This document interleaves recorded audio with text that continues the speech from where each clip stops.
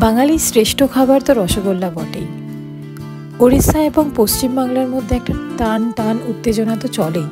রসগোল্লা কে আগে বানিয়েছে আর কে এই জিনিসটাকে টপিকটাকে ইনভেন্ট করেছে, কিন্তু সেই ঝামেলা থাকুক।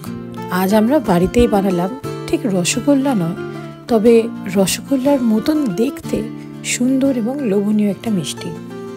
প্রথমে দেখতে পাচ্ছেন বাড়িতে তৈরি করা ছানা, প্রায় 1 লিটার দুধের ছানা এখানে নিয়ে ভালো করে হাত দিয়ে মসৃণ করে মেখে নেওয়া হয়েছে।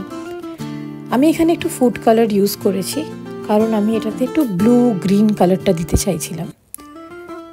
আপনারা যদি না চান তাহলে একদমই অ্যাভয়েড করতে পারেন, বা অপরাজিতা ফুলের রস একটু দিতে পারেন। অপরাজিতা ফুল যখন একটুখানি হালকা লেবুর রসের সাথে মিক্স করবেন, ব্লু কালারটা চলে আসবে, তো ওটাও অ্যাড করতে পারেন। দিয়ে ভালো করে এটার ছোট ছোট পোর্শন করে নিয়ে ছোট্ট ছোট্ট রসগোল্লার আকারে আমি গড়ে নিচ্ছি। যতক্ষণ সেটা হচ্ছে বলে দিই, আজকের রেসিপিটা একটু ইউনিক। হ্যাঁ, রোজ বানানোর মতো নয়, তবে স্পেশাল কোনো ওকেশনে বানাতেই পারেন। এ বাবা, বলতেই তো ভুলে গেলাম। Welcome back to an all new recipe video of moms care official. আজ আমরা বানাচ্ছি বসন্তের কোকিল। গরমকালটা পড়ে গেছে, তবে এই তো বসন্ত থেকে উঠলাম, তাই ভাবলাম বসন্তের কোকিলটাই বানিয়ে ফেলি। এই রেসিপির নামটা অবশ্য আমার মায়ের দেওয়া। আচ্ছা, ওই যে বলেছিলাম ছোট ছোট রসগোল্লার মতন গোল করে নিতে হবে। আর 1 লিটার দুধের ছানাতে আমি 2 চামচ ময়দা ইউজ করেছি বাইন্ডিংয়ের জন্য, তাছাড়া আর কিচ্ছু না। এটাকে ভালো করে 10 থেকে 15 মিনিট রসের মধ্যে ফোটাতে হবে। রসটাও খুব সিম্পল, যদি 1 কাপ চিনি নেন তাহলে 1 কাপ জল। আমি এখানে 1.5 কাপ মতন চিনি নিয়েছি আর 1.5 কাপ মতন জল। বাড়িতে যদি কোনো মিষ্টির রস থাকে সেটাও ইউজ করতে পারেন। যখন রসগোল্লাগুলো একটু ভালো করে ফুটে যাবে, তখন আস্তে আস্তে করে এক একটা করে তুলে সাইডে অন্য একটা প্লেটে রেখে দেবেন। এগুলো খুব একটা বেশি ফুলবে না রসগোল্লার মতন, কারণ এটা আমরা ছোট সাইজেরই রেখেছি, তবে ওই আর কি। সেদ্ধ করা সেমাই নিয়েছি এখানে, আর সেদ্ধ করার সময় একটু চিনিও দিয়েছিলাম 2 চামচ মতন। প্রায় এখানে 100 গ্রাম মতন সেমাই নিয়েছি, তাতে আমি দিয়েছি প্রায় 1/2 কাপ মতন কনডেন্সড মিল্ক। আর এটা দিয়ে ভালো করে মেখে নিয়েছি, যাতে কনডেন্সড মিল্কটা যখন ঠান্ডা হবে এই সিমইটা আমরা বাইন্ডিং করতে পারবো।